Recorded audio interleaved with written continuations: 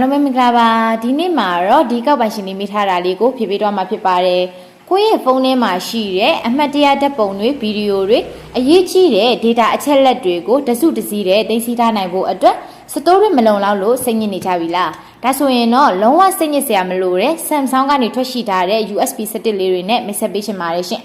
သူရဲ့အားသာချက်တွေကတော့ USB နဲ့ Type C လေးပါတော့သုံးရတာအရင်ကမှအဆင်ပြေပါတယ်နော် Micro လည်းဆိုင်မှာရှိပါတယ်ရှင်ဒီစတစ်လေးတွေကဆိုရင်ဆိုင်မှာ 8GB ကနေ 128GB ထိရှိပါမယ်နော်ဈေးလေးတွေကလည်းအတန်ဆုံးဈေးထားပြီးတော့ရောင်းပေးထားတာဖြစ်ပါတယ်ရှင်အာမခံလည်း3လပါတော့ယုံကြည်စိတ်ချစွာနဲ့လာရောက်အပ်ပေးလို့ရပါတယ်ရှင်အခုပြထားတဲ့ memory စတစ်လေးတွေကိုမှာယူခြင်းနဲ့ဆိုရင်နော်ကျမတို့ရဲ့ Viber ဖုန်းနံပါတ်ဖြစ်တဲ့3990139591ကိုဆက်သွယ်မှာလို့ရပါတယ်ရှင်ဆိုင်ကိုလာအပ်ပေးခြင်းတဲ့ customer လေးအတွက်ကတော့ဆိုင်ရဲ့လိပ်စာလေးရတော့40 လမ်း90 91ကြားခေါ်စရိုးနဲ့ကဲ့ရဲ့လေဒီဖုန်းဆိုင်ဖြစ်ပါတယ်ရှင်အားလုံးပဲကျေးဇူးတင်ပါတယ်